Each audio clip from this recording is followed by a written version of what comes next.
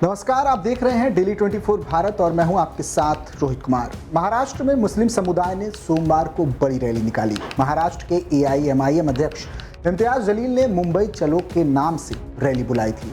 इसमें हजारों की संख्या में लोग शामिल हुए। पूर्व सांसद इम्तियाज जलील का ये मुंबई कोच रामगिरी महाराज और बीजेपी विधायक नितेश राणे के विवादित बयानबाजी के खिलाफ थी। इस रैली पर अब बीजेपी विधायक नितेश राणे ने तंज कसा है। उन्होंने तस्वीर शेयर करते हुए भीड़ की तुलना पोहे से की है। नितेश राणे ने कहा कि इतने पोहे तो हम नाश्ते में रोज खाते हैं।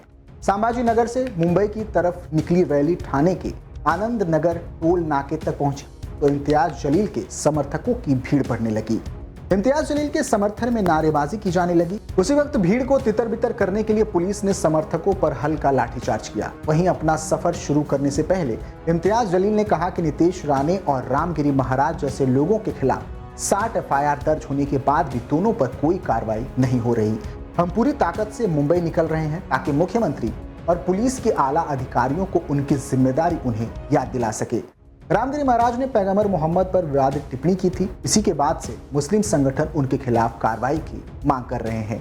इसके बाद 1 सितंबर को अहमदनगर में सकल हिंदू समाज आंदोलन में नितेश राणे ने कहा था कि जो जिस भाषा में समझते हो उसी भाषा में धमकी देकर जाता हूँ।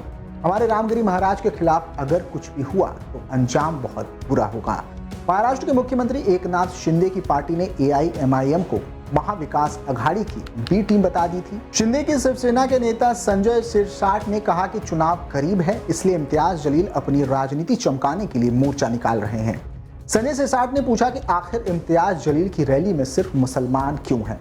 अगर ये तिरंगा रैली और संविधान बचाओ मोर्चा है तो इसमें बाकी धर्मों के लोग क्यों नहीं? अब चलिए इस विवाद का कारण जान लेते हैं। कौन है महंत रामगिरी महाराज? महंत रामगिरी महाराज महाराष्ट्र के सरला द्वीप के मठाधीश हैं। उनके भक्तों की संख्या लाखों में बताई जाती है। छत्रपति संभाजी नगर, नासिक, जलाना, जलगांव क्षेत्र में महंत रामगिरी महाराज का काफी प्रभाव माना जा रहा है। माना जाता है कि सरला द्वीप का निर्माण गोदावरी नदी के बंटवारे से हुआ। अपने ऊपर लगे आरोपों पर रामगिरी महाराज ने कहा कि जो बयान मैंने दिया है वह किसी ग्रंथ के आधार पर दिया था। वह इतिहास है और इतिहास बदल नहीं सकते। सत्य को उजागर करना होगा। उन्होंने बांग्लादेश में हिंदुओं पर हो रहे जुल्म पर भी बात की। रामगिरी महाराज ने कहा कि अपने बयान को लेकर मैं कोई खेद प्रकट नहीं करना चाहता। उन्होंने ये भी कहा कि अकबरुद्दीन ओवैसी ने जब बोला था कि 15 मिनट के लिए पुलिस हटा दो तब उनकी गिरफ्तारी क्यों नहीं हुई थी। इस देश में अपना मत व्यक्त करने की स्वतंत्रता हर किसी को है। इस खास रिपोर्ट में फिलहाल के लिए इतना ही। आप देखते रहिए डेली 24 भारत। नमस्कार।